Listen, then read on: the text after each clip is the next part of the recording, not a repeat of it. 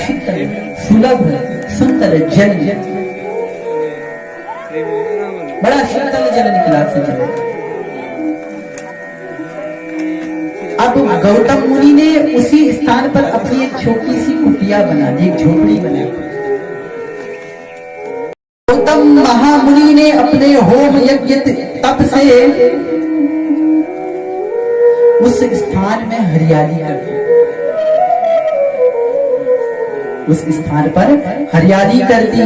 और देखते ही देखते सजनों वो स्थान जो है नगर के रूप में परिणित हो गया। वो स्थान नगर के रूप में परिणित हो गया। वहां नाना प्रकार के लोग आने लगे रहने के लिए, क्योंकि अन्य तो कहीं जल था नहीं, और जब अन्य कहीं जल था नहीं तो सभी गांव वाले लोग वहां पर बस गए, क्योंकि वहां जल था। तो सभी गांव वाले, सभी ग्रामवासी वहां पर आकर के जो है रहने लगे, और अनेक पशु पक्षी भी वहां आने लगे। ऋषि मुनि अपने परिजनों के साथ उस क्षेत्र में रहने के लिए आ गए। जल की सुलभता ने अनेक पशु पक्षियों को भी आकृष्ट किया, अपनी ओर आकर्षित किया। फलस्वरूप देखते देखते देखते वो क्षेत्र जो है नगर के रूप में परिणित हो गया। अब लोग वहां रहने लगे। उस स्थान पर रोज जल भरने जाया करते, पेय जल भरने जाया करते, जिस स्थान पर गौतम मुनि ने तपस्या करके जल उत्पन्न किया था। और जब कुछ समय व्यतीत हुआ ना, समय व्यतीत होने के पश्चात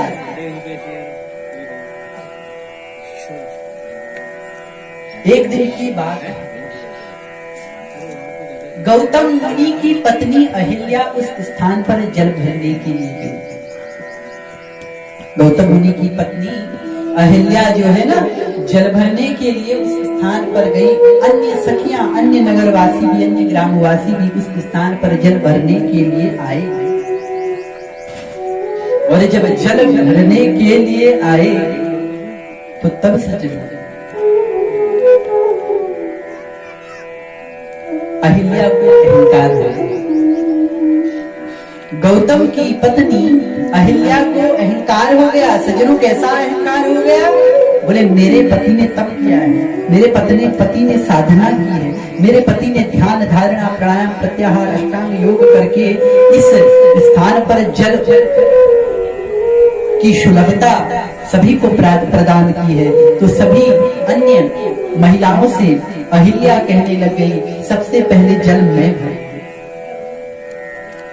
सबसे पूर्व जल मैं भरूंगी, उसके बाद अन्य कोई इस जल को भरेगा। बोले क्यों?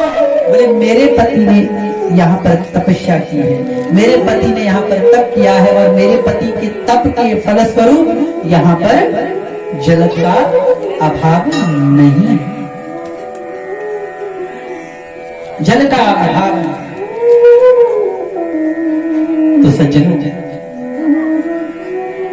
जब ऐसे वचन अहिल्या के गांव वालों ने सुने, तब गांव वालों की महिलाओं ने अपने अपने पतियों से कहा कि आज हमारे साथ ऐसी ऐसी घटना हुई।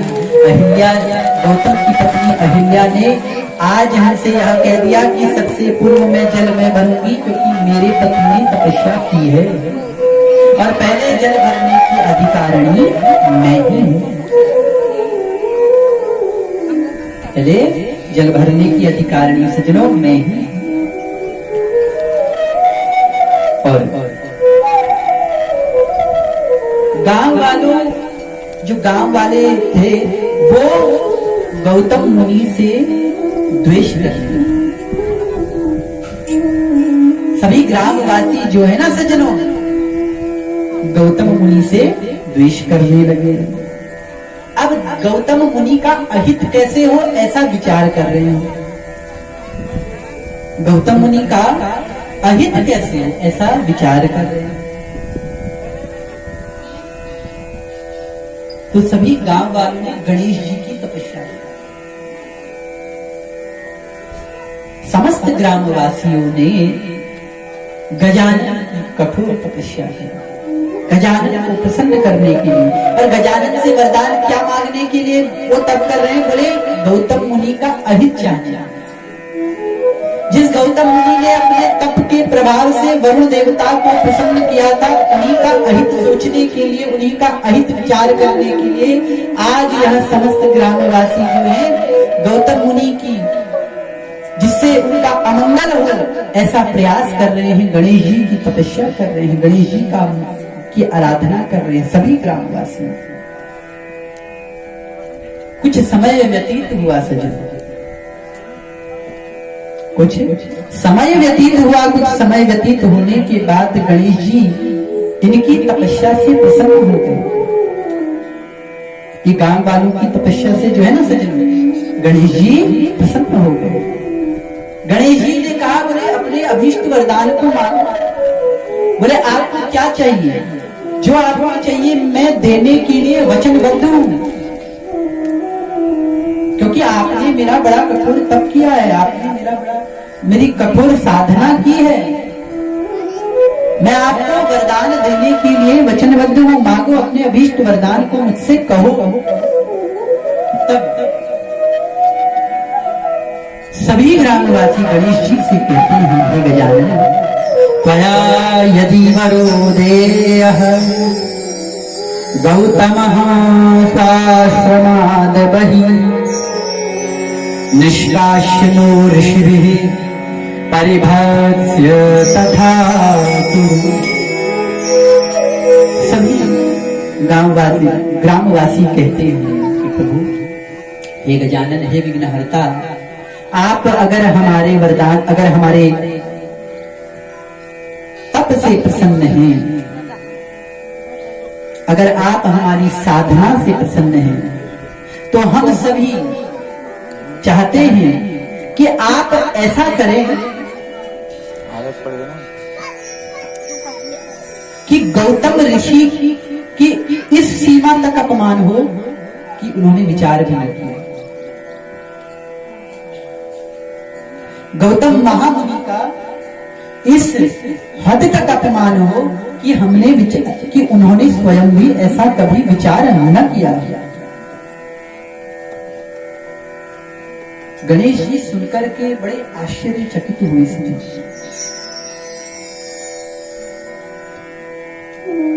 गणेश जी ने उन ग्रामवासियों को समझाया, ग्रामवासियों को समझा करके कहा, अरे गांव वालों, जिस गौतम मुनि ने तुम्हें जल की सुलभता प्रदान करी, मैं अकाल पड़ गया था, सूखा पड़ गया था, कुछ नहीं था, तो उसके बाद गौतम मुनि ने अपने तप से, अपनी सिद्धि से, अपनी साधना से इस क्षेत्र में जल को प्रकट किया, वरुण देवता का ध्यान करके जल को प्रकट किया। आज तुम उन्हीं गौतम मुनि का अपमान करने का विचार तुम्हारे मन में आ गया। ऐसा सुनकर ही बड़ा आश्चर्य हो रहा है। ऐसे भगवान श्री गजानन ने ग्रामवासियों को समझाया और उन ग्रामवासियों को समझा करके जो है ना सजन, बार बार समझाते हैं।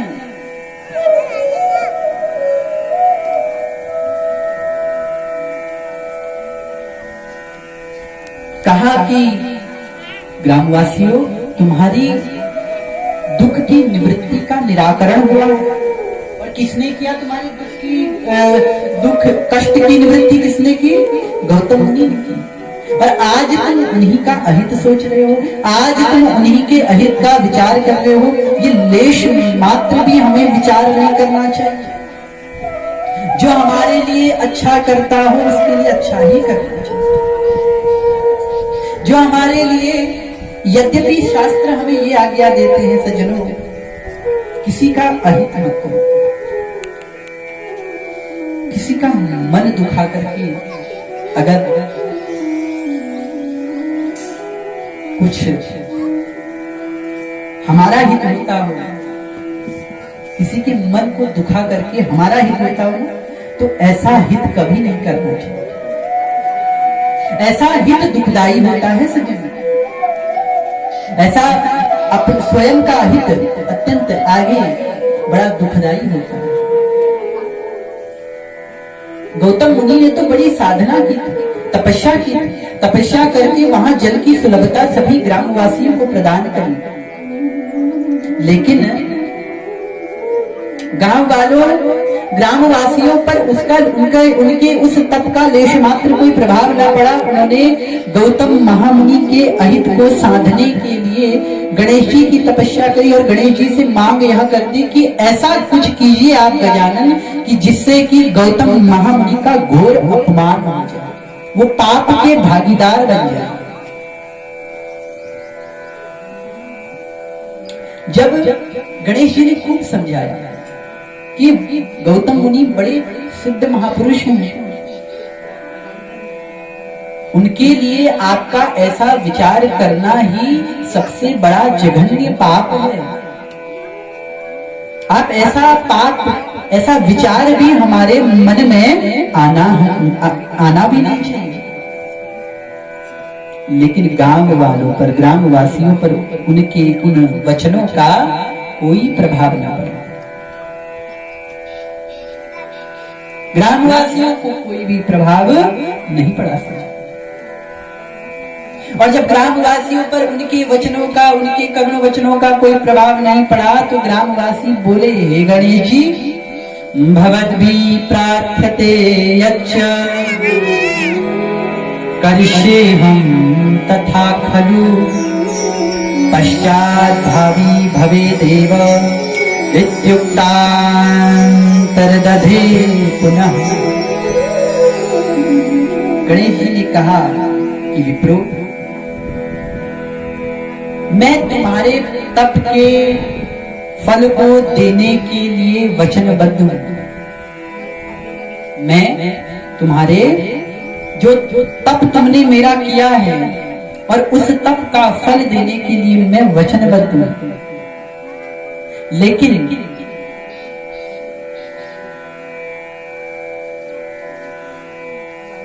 इसका जो भी परिणाम होगा,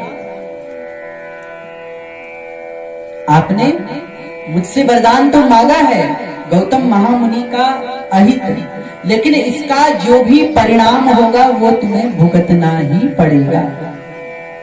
उसकी जिम्मेदारी, उसका दायित्व मेरा नहीं है। ऐसे वचन कह करके गणेश जी तथास्तु कहा। एक समय गणेश जी ने एक रुग्ण गाय का वेश धारण किया। गणपति जी ने, गजानन ने एक रुग्ण गाय का वेश धारण किया सज्जनों, और रुग्ण गाय का वेश धारण करके गौतम मुनि के समीप एक बड़ा दिव्य खेत खलियान था जिसमें धान बोए गए थे। एक अद्भुत खेत था जिसमें धान की खेती बोई हुई थी। तो गणेश जी रुग्ण गाय, एक पतली सी दुबली गाय का वेश धारण करके उस धान की खेती को उजाड़ने लगे। वो रुग्ण गाय उस धान की खेती को जो है ना उजाड़ने लगी। गौतम मुनि ने ऐसा दृश्य देखा। जब गौतम मुनि ने ऐसा दृश्य देखा तो गौतम मुनि ने उस फसल को नुकसान न पहुंचे, उस फसल को कोई ये गाय नुकसान पहुंचा रही है ऐसा विचार करके उन्होंने एक थोड़ी सी घास काटी, हरी घास काटी, और हरी घास जो है उस गाय को लुभाने के लिए, अपने पास बुलाने के लिए उस घास को दिखाया, और वह रुग्ण गाय उस घास के समीप आई और उस रुग्ण गाय ने वह घास को जैसे ही खाया तो वह गाय जो है उस घास को खा करके प्राण शून्य हो गई। उस गाय की मृत्यु हो गई। तो क्या था, आस पास में देख रहे जो अन्य गांव वाले थे, ग्रामवासी थे, इसी दृश्य की प्रतीक्षा कर रहे थे, इसी दृश्य की प्रतीक्षा कर रहे थे कि कब रुग्ण गाय गौतम ऋषि के हाथों घास खाए और कब कब गाय मरे, कब गाय प्राण शून्य हो, ऐसा विचार करने लगे। तो वही हुआ, जैसे ही गौतम मुनि के हाथ से घास खाया तो वो गाय जो है प्राण शून्य हो गई। तो सभी गांव वाले जो हैं, सभी ग्रामवासी गौतम महामुनि पर टूट पड़े महाराज।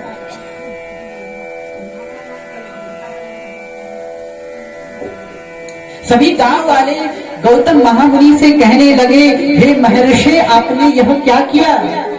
हे महामुनि, आप तो तपस्वी मुनि हैं, आप तो तपस्वी ऋषि हैं, आपने ऐसा इतना बड़ा जघन्य अपराध कैसे किया? थोड़े से अन्न के लिए आपने बेचारी गाय को मार डाला, अपने लोभ के लिए, अपने लालच के लिए तुमने गाय को मार डाला। गौतम महामुनि को ऐसा लगा कि वास्तव में मुझसे बड़ा अपराध हो गया। गौतम महामुनि सज्जनों ऐसा विचार करने लगे, मन ही मन किन कर्तव्य विमूढ़ होकर के एक टक बैठे, ऐसा विचार करने लगे, ये मुझसे कितना बड़ा अपराध हो गया। साक्षात द्वापर युग में भगवान विष्णु कृष्ण अवतार धारण करके जिन्होंने गौ माता की सेवा करी, जिन गौ माता की सेवा करके जिनको गोपाल नाम पड़ा, आज उसी गाय को, वही गाय की हत्या आज मेरे हाथों हो गई।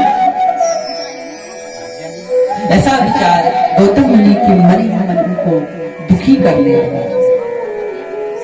किम जातम किम कथम देवी कुपितः परमेश्वरः किं कर्तव्यं वदन्तव्यं हत्या च समुपस्थिता।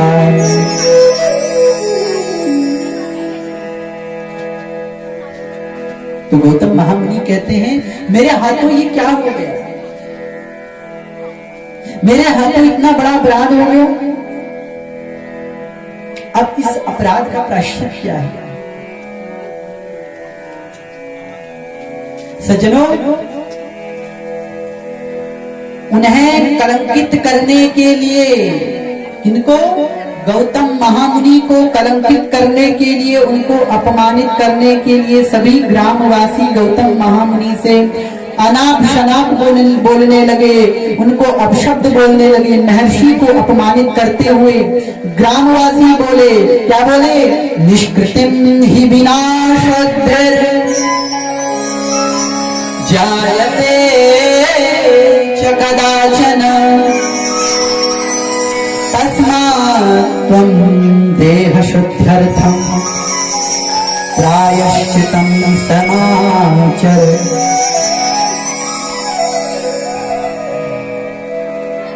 क्या कहने लगे?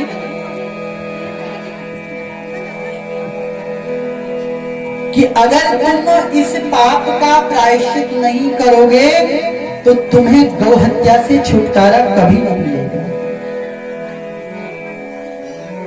अगर इस पाप का प्रायश्चित अगर तुम नहीं करोगे तो तुम्हें गौ हत्या का पाप, इस गौ हत्या के पाप से छुटकारा कभी नहीं मिलेगा। ऐसा विचार उनके मन में समस्त ग्रामवासियों ने रख दिया। तो बोले प्रायश्चित कैसे होगा? ग्रामवासी कहते हैं, कहा अगर तुम इस गौहत्या के पाप से मुक्त होना चाहते हो, इस गौहत्या के पाप से प्रायश्चित चाहते हो, तो तुम्हें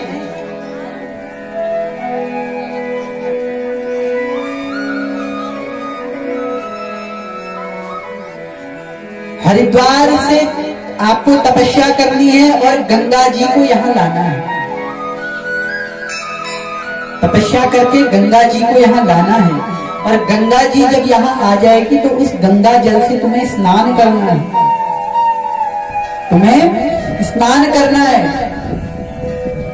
और स्नान करने के बाद तुम्हें 1 करोड़ पार्थिव लिंग बना करके शिव जी की आराधना करनी है।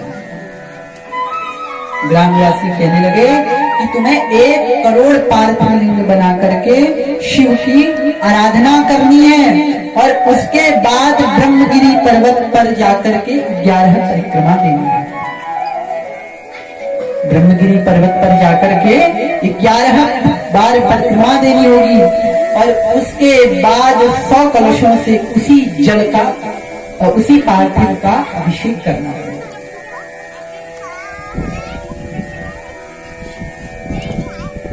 तो ऐसा प्रायश्चित बताया। तो गौतम महामुनि उस प्रायश्चित को करने के लिए चल पड़े। उन्होंने तपस्या की, तपस्या करके गंगा जी को बुलाया और गंगा जी को बुला करके उस गंगा जल से स्नान किया।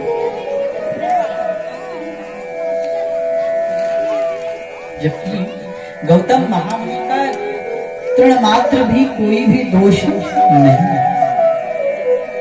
वो अंतःकरण से भी बाह्यकरण से भी शुद्ध है।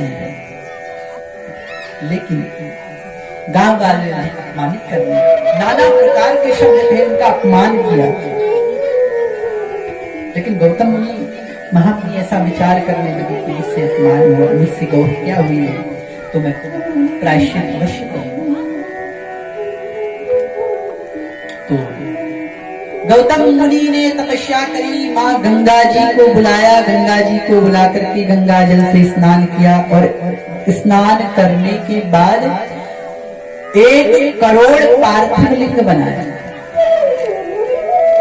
1 करोड़ पार्थिव लिंग बना करके उनकी आराधना की, उनकी तपस्या की, उनका पूजन किया, अर्चन किया। उनका पूजन अर्चन करने के बाद ब्रह्मगिरी पर्वत की 11 बार परिक्रमा की। उनकी शिव पूजन करने के बाद ब्रह्मगिरी पर्वत की तपस्या की और ब्रह्मगिरी पर्वत की तपस्या करने के बाद 100 कलशों से उन पार्थिव लिंगों का अभिषेक किया। कितने पार्थिव लिंग हैं? 1 करोड़ पार्थिव। कितने? 1 करोड़ पार्थिव लिंग है। तो 1 पार्थिव में 100 कलश जल से अभिषेक करना है।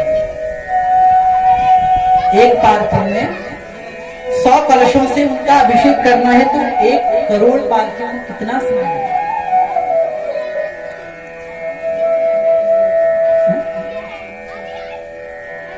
लेकिन किया गौतम महामुनि।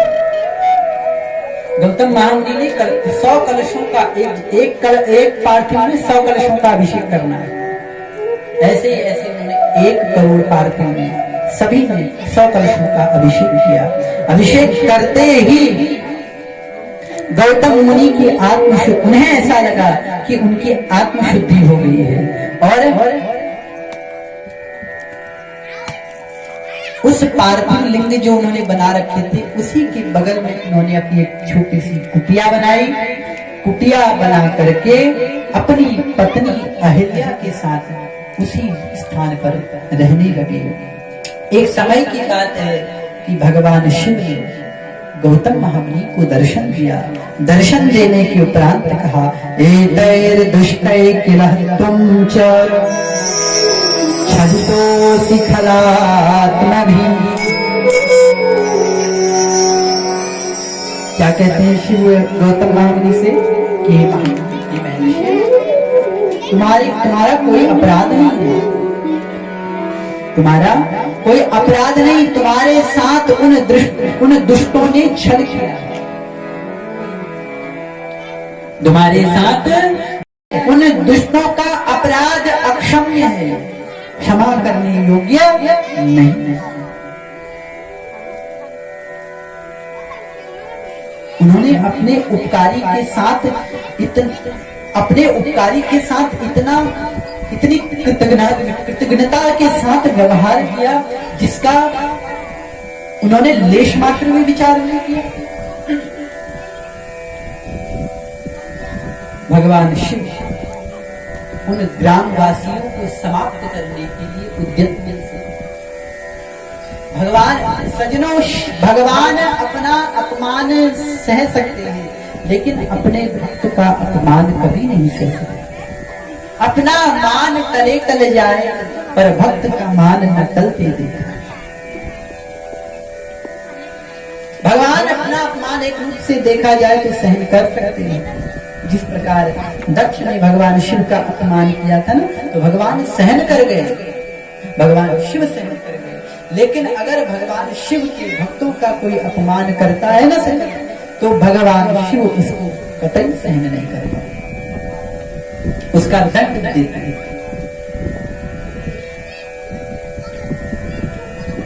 और शिव उनको मारने के लिए उद्यत हो गए, तो भगवान शिव को के क्रोध को शांत करने के लिए महामुनि गौतम शिव से अनन्य भाव से हृदय से प्रार्थना करते हैं, हे शिव यदि प्रसन्न देवेश गंगा च दीयतां मम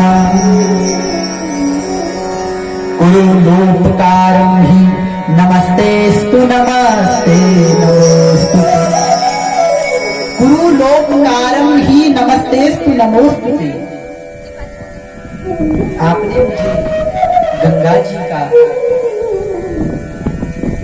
इस पृथ्वी लोक में लाने के विशेष आशीर्वाद दिया। इस गंगा जी को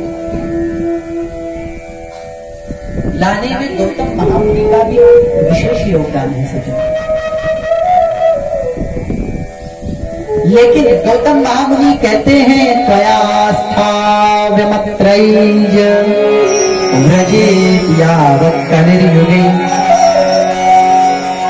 हे महामुनि, मेरे ग्रामवासियों से जो अपराध हुआ है, आप उनके उस अपराध को क्षमा कर दीजिए। सज्जनों, गौतम महामुनि का हृदय अति विशाल है। जिनकी हृदय की विशालता को देख करके शिव भी ओतप्रोत हो। उनकी हृदय की विशालता को देख करके, उनकी हृदय की प्रगाढ़ता को देख करके भगवान चंद्रमौलेश्वर बाबा भूत भावन पतित पावन शिव भी आज आश्चर्यचकित हो। सभी देवता गौतम महामुनि के ऊपर पुष्प वृष्टि करने लगे। देखिए सज्जनों, अच्छे कर्म का अच्छा ही फल मिलता है। संसार में परमात्मा हमारे धैर्य की परीक्षा लेते हैं। धीरज धर्म मित्र अरु नारी आपद काल परखिए जारी। ईश्वर परमात्मा हमारे धैर्य की परीक्षा लेते हैं, लेकिन हमें अपने धैर्य को बनाए रखने के लिए हमें अपने धर्म से विमुख न होते हुए अपने धैर्य को बनाए रखना चाहिए। यही धर्म है।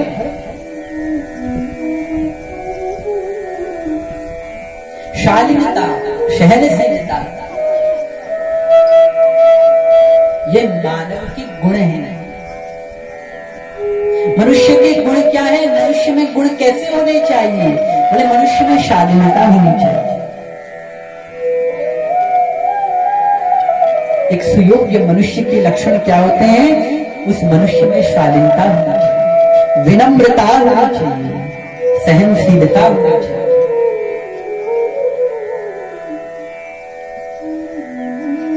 एक मानव के यही लक्षण है, वह सहनशील बने, विवेकवान बने, उसके अंदर धैर्य भरपूर मात्रा में हो, तो वह मानव कहलाने के लायक है। सज्जनों, जो गौतम मुनि के पास सब कुछ है, धैर्य भी है, विवेक भी है, सहनशीलता भी है, शालीनता भी है, विनम्रता भी है। अगर गौतम महामुनि में विनम्रता नहीं होती, तो वो उस रुग्ण गाय को जब घास खिला रहे थे, तो घास खिलाने पर वो रुग्ण गाय जब प्राण शून्य हुई, तो अपने दोष को स्वीकार नहीं करते, जबकि उनका दोष था ही नहीं। नहीं होकर के भी उन्होंने अपने दोस्त को स्वीकार किया। उन्होंने अपने उस अपराध को स्वीकार किया, उस अपराध का प्रायश्चित भी किया। गंगा जी आपने लाई। हे गौतम महामुनि, शिव कहते हैं, हे गौतम, आज तुम्हारे कहने पर मैं उन ग्रामवासियों को क्षमा कर रहा हूं। आज मैं तुम्हारे कहने पर उन ग्रामवासियों को क्षमा दान दे रहा हूं, लेकिन तुमने मेरी बड़ी कठोर तपस्या करी है, वो कठोर साधना की है तुम्हारे लिए। तुम्हारे मन में, तुम्हारे भीतर कोई भी अभीष्ट वरदान हो तो वह तुम मुझसे मांग लो। तब महामुनि गौतम कहते हैं, अगर आप मेरी तपस्या से प्रसन्न हैं, आप मेरी तपस्या से खुश हैं, तो आप मुझे, यदि प्रसन्न देवेश गंगा चदीयताम, अगर आप मेरी तपस्या से प्रसन्न हैं, वास्तव रूप से खुश हैं, तो तिष्ठ त्वं मत समीपे वै सगणः साम्बिकं प्रभु।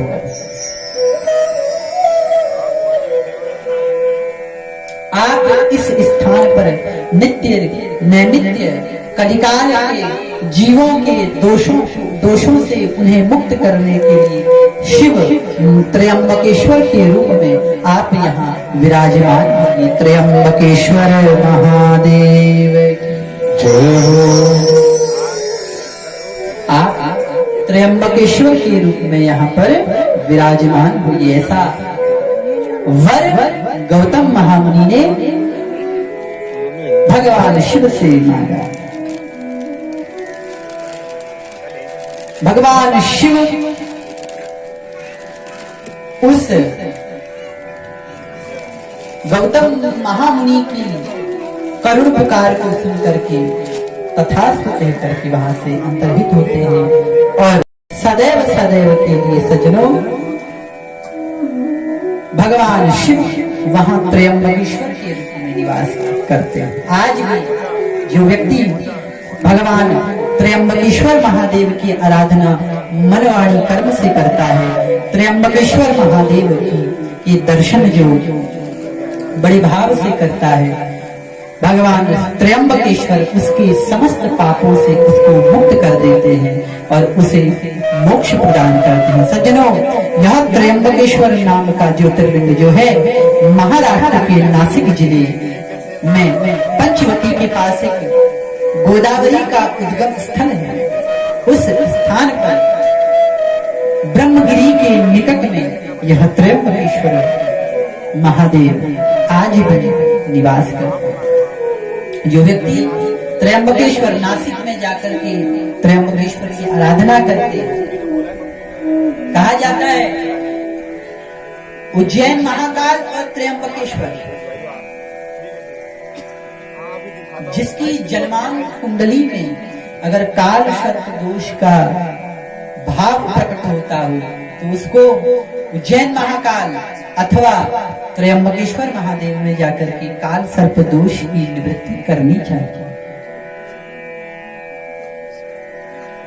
अन्य स्थान में क्या होता है कि काल सर्प की निवृत्ति 3 बार करनी पड़ती है, लेकिन त्र्यंबकेश्वर में जाकर के एक बार में ही काल सर्प के दोष की निवृत्ति संभव है महाराज, इसमें कोई संदेह नहीं।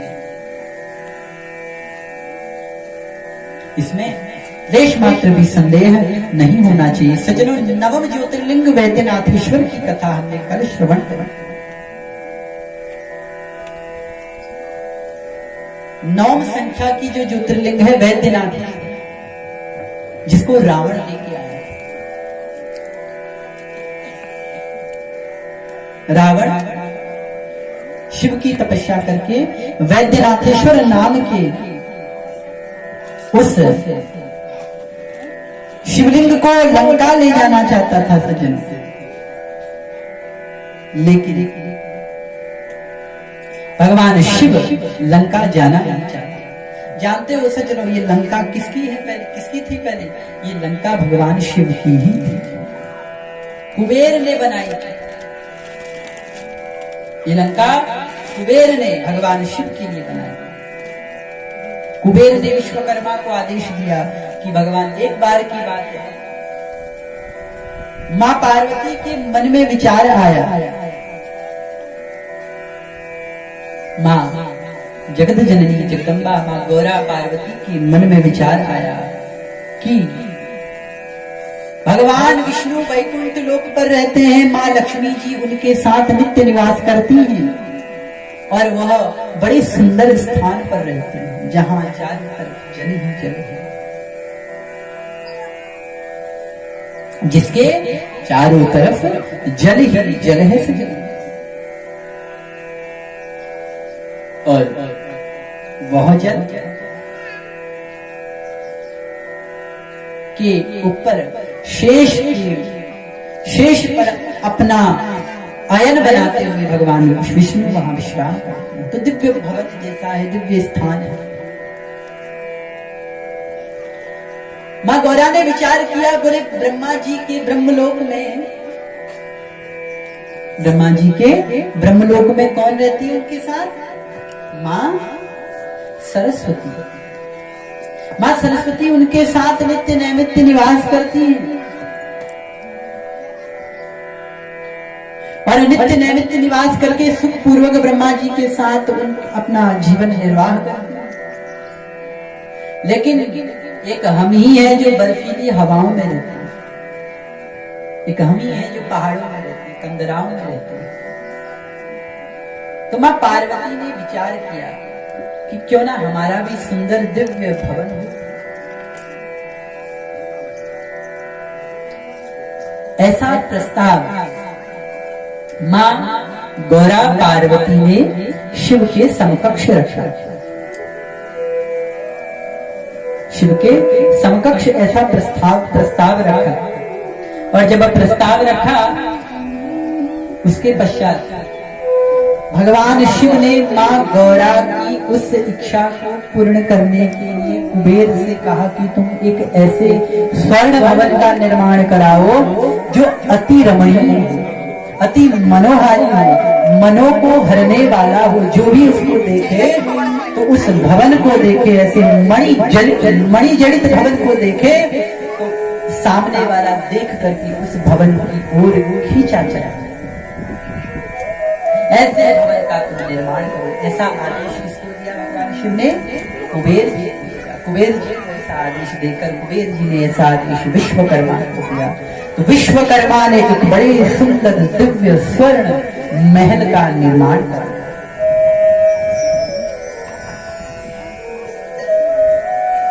स्वर्ण भवन का निर्माण कराया, स्वर्ण महल का निर्माण कराया। जो महल हीरा मोती पन्ना माणिक आदि आदि रत्नों से जो था जड़ित था, उस महल में हीरा मोती पन्ना माणिक जड़े हुए थे सजनों। और जब उस महल का निर्माण पूर्ण हुआ तो भगवान शिव मां पार्वती अपने गृह प्रवेश के लिए गए हुए। गृह प्रवेश के लिए जब गए सजनों, गृह प्रवेश में जाकर उन्होंने गृह प्रवेश में पंडित किसको बुलाया था? रावण को बुलाया। रावण को गृह प्रवेश करने के लिए बुलाया था। गृह प्रवेश बड़े विधिवत। रावण तो विद्वान था, वेद शास्त्रों का ज्ञाता तो था ही। तो महाराज वह रावण शिव, क्योंकि शिव का पुरोहित भी रावण है और शिव का शिष्य भी रावण है। गृह प्रवेश करने गया, बड़े विधिवत विधि विधान से भगवान शिव मां पार्वती के उस दिव्य स्वर्ण जड़ित हीरे जड़ित पन्ना माणिक जड़ित उस महल का गृह प्रवेश विधि पूर्वक करवाया। विधि पूर्वक करवा करके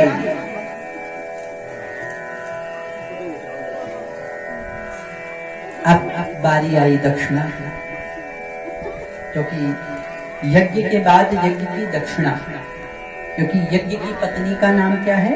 दक्षिणा। जिस यज्ञ में दक्षिणा नहीं होती वह यज्ञ पूर्ण नहीं माना जाता। दक्ष प्रजापति के साथ किया था। आकुति का विवाह मनु महाराज ने रुचि प्रजापति के साथ किया था। तो रुचि प्रजापति के साथ जब अपनी पुत्री आकुति का विवाह कराया तो इनके घर में यज्ञ नारायण प्रकट हुए। इनके घर में कौन प्रकट हुए सज्जनों? साक्षात यज्ञ नारायण प्रकट हुए। और जब यज्ञ नारायण इनके घर में प्रकट हुए ना, तो यज्ञ नारायण का विवाह किसके साथ किया? दक्षिणा के साथ। जब हम हवन करते हैं तो हवन करते समय जब एक पुरुष बैठता है तो उसकी अर्धांगिनी का होना भी आवश्यक होता है। उसके दाहिनी ओर पूजा करते समय पत्नी जो है बाएं ओर बैठती है और यज्ञ करते समय पत्नी दाहिनी ओर बैठती है। इस चीज का हमें ध्यान देना चाहिए।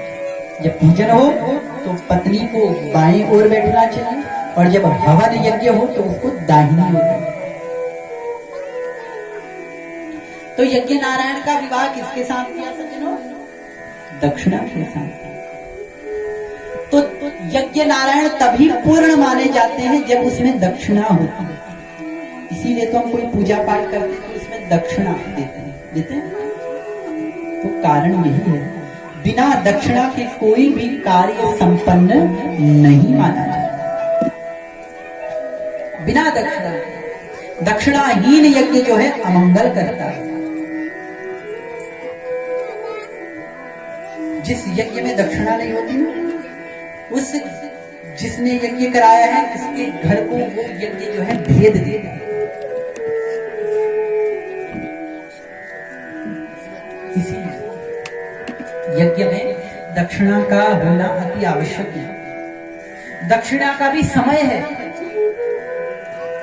बोले यज्ञ करने के ठीक 2 घंटे से पहले दक्षिणा हाथ से चली जाएगी। ये नियम है। 2 घंटे से पहले हाथ से दक्षिणा चली जानी चाहिए, नहीं तो उसका फिर प्रभाव ये होता है कि दुगनी दक्षिणा देनी पड़ती। तो ऐसा भाव, ऐसा शास्त्र आज्ञा देता है। तो यज्ञ नारायण की पत्नी कौन है? दक्षिणा।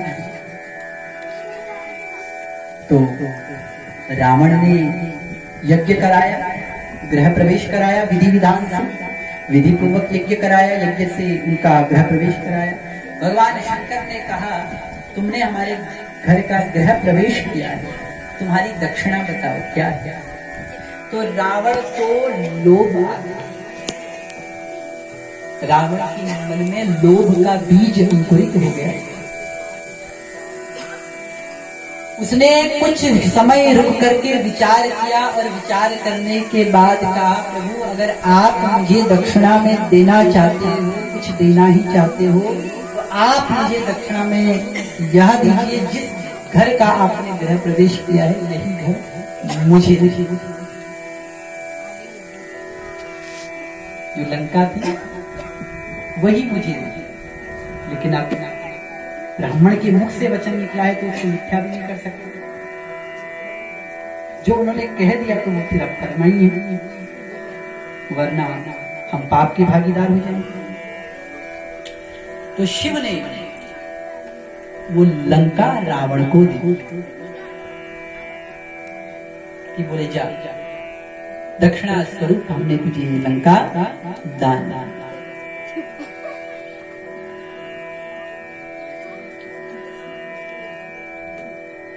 तो जो दान दी हुई चीज है वहां पर उस पर अपना अधिकार आधिपत्य हम स्थापित नहीं कर सकते। जो हमने दान दे दिया फिर वो हमारा नहीं है। तो जो दान दिया है तो शिव वहां रहेगा। रावण तो तपस्या इसलिए कर रहा है कि भगवान शिव को लंका ले जा सके। लेकिन भगवान शिव ने तो दान दिया, तो उस दान में फिर प्रवेश कैसे करें शिव?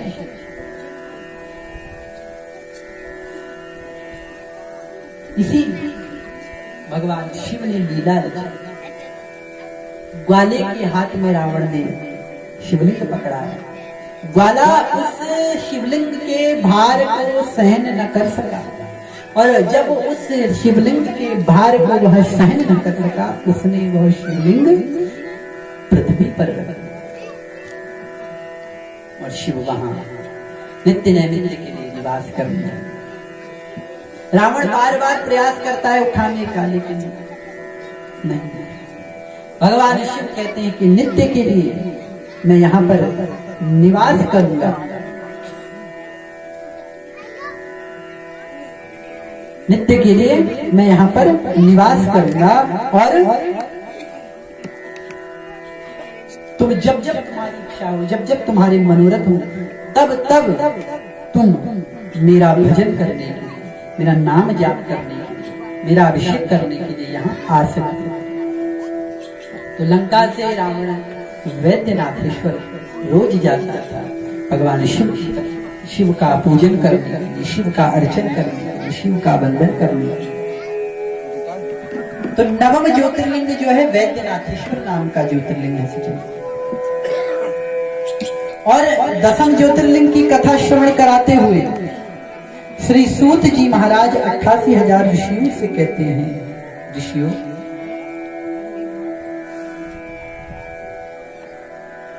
दसम ज्योतिर्लिंग है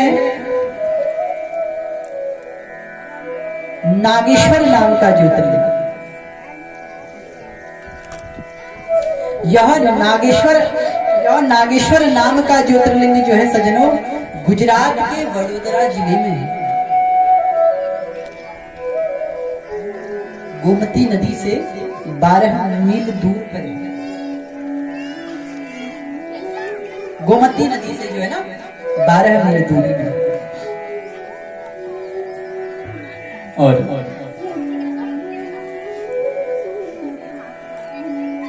रे रे रावण दुर्भक्त मां गर्भ वह दुर्मते, शीघ्रं च तव हस्ताना दर्पघ्नश्च भवेत्।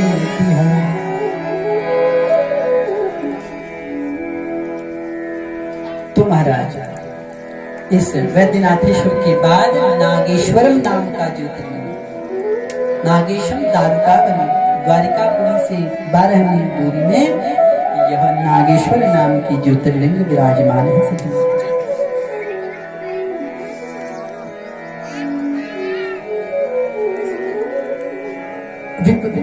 सूत जी महाराज 88,000 सनकादिक ऋषियों को शिव महापुराण की मंगलमयी कथा को श्रवण कराते हुए कहते हैं, विप्रो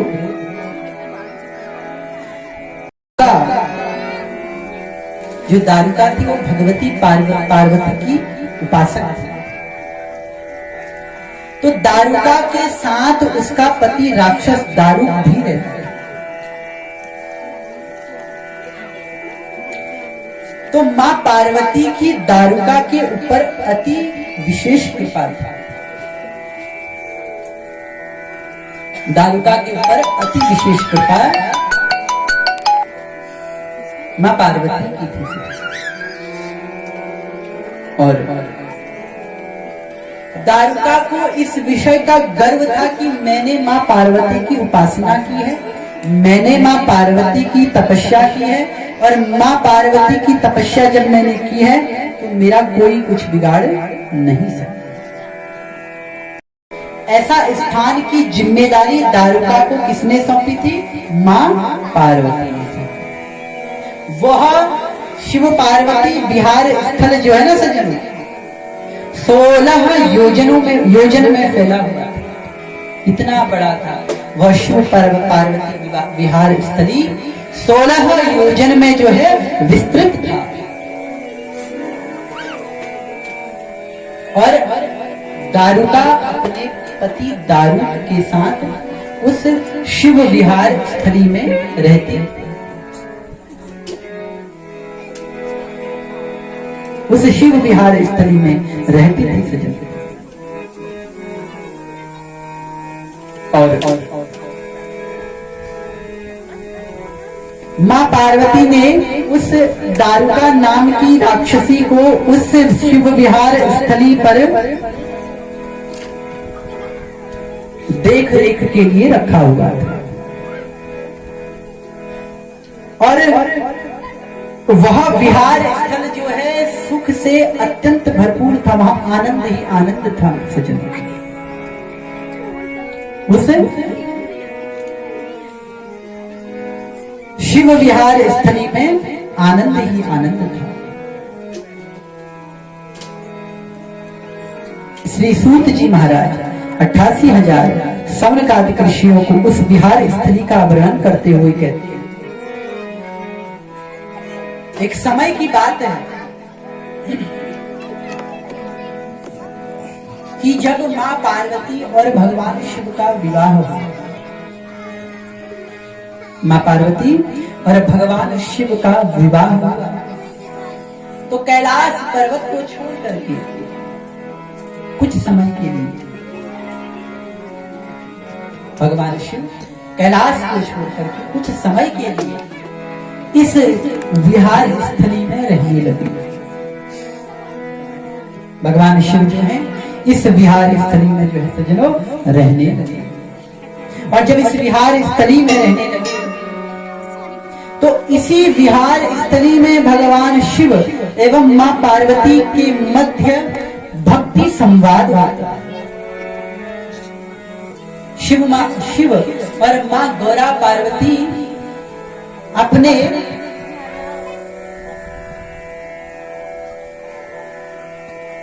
मानसिक, कायिक और वाचिक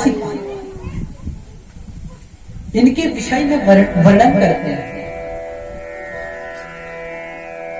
कायिक, वाचिक, मानसिक। कायिक कर्म द्वारा, वाचिक वाणी द्वारा, मानसिक मन द्वारा।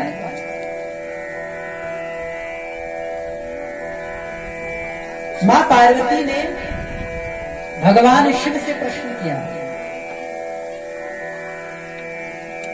कि जब जीव शरीर धारण करता है तो मुक्ति किसकी होती है और मरता कौन है?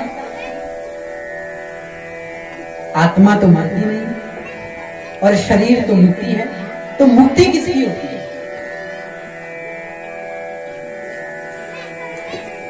तब शिव दिव्य उपदेश को, कुशल उपदेश बहुतेरे, इस भाव को प्रकट करते हुए शिव मां पार्वती से कहते हैं, देवी शरीर जो है, शरीर राग हो जाता है। जब देह मनुष्य छोड़ता है तो वह राग हो जाता है। देह छोड़ने के लक्षण होते हैं, देह पीला पड़ जाता है, देह में लालिमा छा जाना और नाना प्रकार की व्याधियां उनको दिखाई देती। जब जीव की मृत्यु निकट होती है ना, तो उसको उस समय नाना प्रकार के दृश्य दिखाई देते। उसका शरीर पीला पड़ जाता है, उसके मुखमंडल पर लालिमा छा जाती है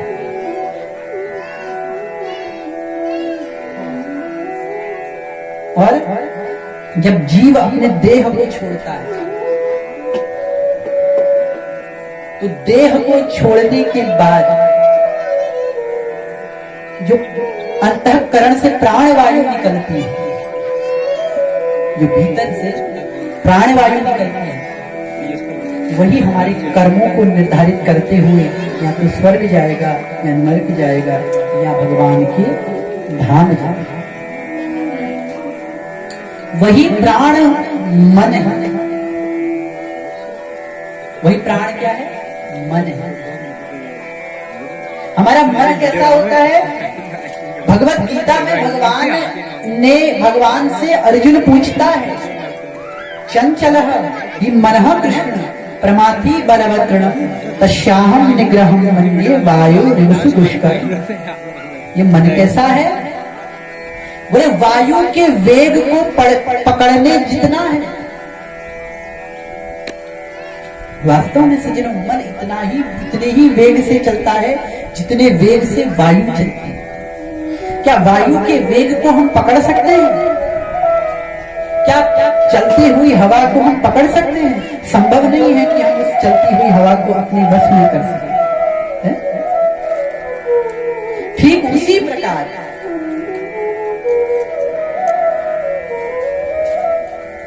प्रकार से मन भी है। इस स्थिति प्रज्ञश का भाषा एक धैर्यवान व्यक्ति की लक्षण क्या होता है? सबसे पहले मन हमारे नियंत्रण में हो। आपने भगवत गीता की पुस्तक देखी होगी या महाभारत का युद्ध पढ़ा होगा, महाभारत पढ़ी होगी, सुनी होगी, देखी होगी। तो अर्जुन बैठे हैं, अर्जुन पीछे रथ पर बैठे हैं और सारथी कौन है? कृष्ण है। और रथ कितने हैं? 5। वो रथ कितने हैं सज्जनों? 5। वो 5 क्या है? हमारी 5 ज्ञानेंद्रियां हैं, हमारी 5 कर्मेंद्रियां हैं। वो 5 क्या है? हमारी ज्ञानेंद्रियां हैं, हमारी 5 कर्मेंद्रियां हैं, 5 महाभूत हैं। और जो सारथी है वो कौन है? श्री कृष्ण है।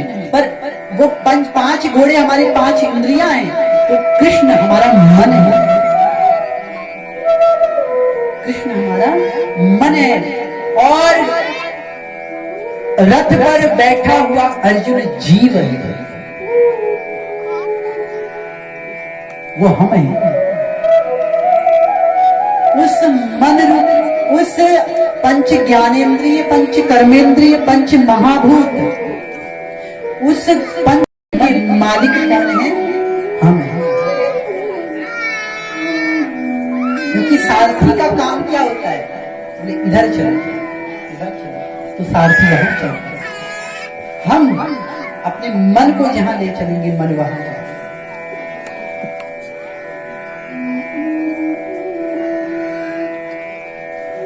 और फिर मन उन घोड़ों को उधर ही ले चलेगा जहां हमने आदेश दिया। जहां हमने आदेश दिया है वहीं वो मन जाएगा। और मन उन 5 कर्मेंद्रियों को, 5 ज्ञानेंद्रियों को वहीं ले जाएगा जहां हमने आदेश दिया।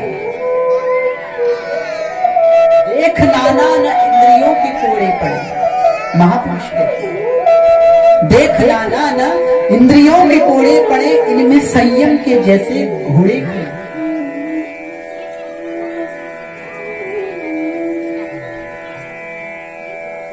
कृष्ण के हाथ में क्या है? जब अर्जुन के रथ पर वो बैठे हैं तो उनके हाथ में क्या है? चाबुक। बोले चाबुक क्यों है? बोले उन घोड़ों को लगाम देने के लिए, उन घोड़ों को लगाम देने के लिए वहां कृष्ण बैठे हैं। तो ये मन उन इंद्रियों को लगाम देता है। ये मन उन 5 ज्ञानेंद्रिय, 5 कर्मेंद्रिय, 5 महाभूत को अपने वशीभूत करता है। और उस मन को हम चलाते हैं। उस मन को जो है ना सज्जनों, हम चलाते हैं।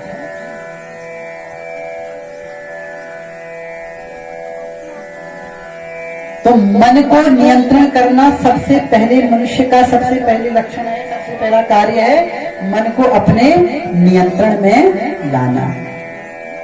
और मन नियंत्रण में कब आएगा?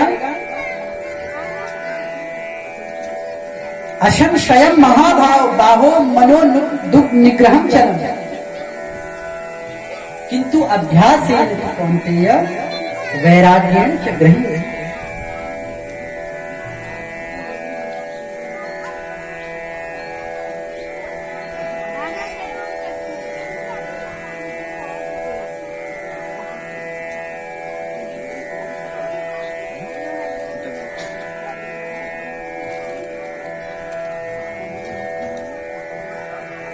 तो सज्जनों,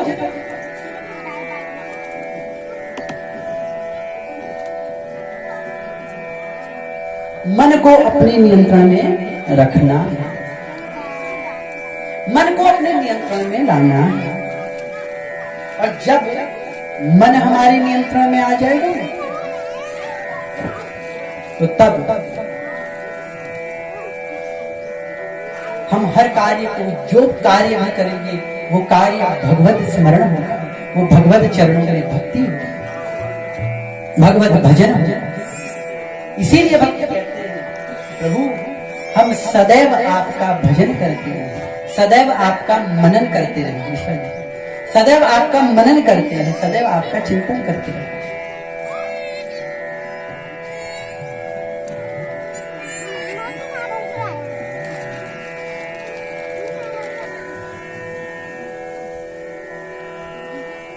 इस प्रकार से अपने मन को अपने वशीभूत करना है। और मन वशीभूत कब होगा? बोले हरेर नाम हरेर नाम हरेर नामैव केवलम नाश्यतेव नाश्यतेव नाश्यतेव गतिरन्यथा। मन हमारे वशीभूत तब होगा जब हमें भगवत चरणों में अनुरक्ति होगी, भगवत भजन में अनुराग, भगवत कृपा हमारे ऊपर तभी बरसेगी जब नाम जाप हम करें, जब प्रभु के नाम का सुमिरन हम करें। इसीलिए साधक कहते हैं, महापुरुष कहते हैं, मैं तो जपूं सदा तेरा नाम, दयालु दया कर। मैं तो रखूं सदा तेरा नाम, तेरा नाम, दयालु दया कर। मैं तो जपूं सदा तेरा नाम, दयालु दया कर।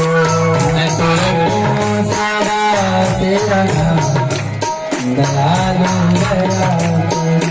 मैं तो जपूं सदा तेरा नाम, दयालु दया करो, दयालु दया करो, दयालु दया करो, कृपालु कृपा करो, कृपालु कृपा करो, दयालु दया करो, दयालु दया करो।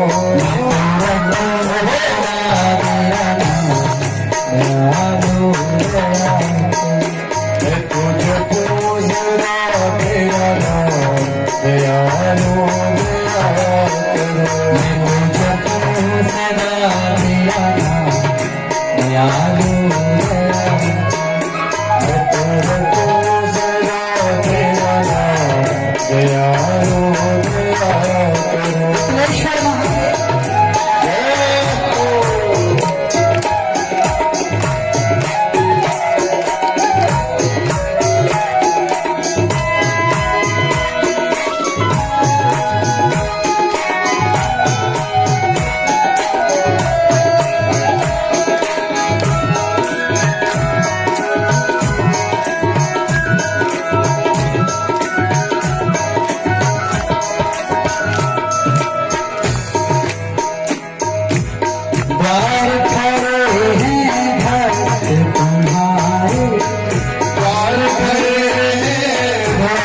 तुम्हारे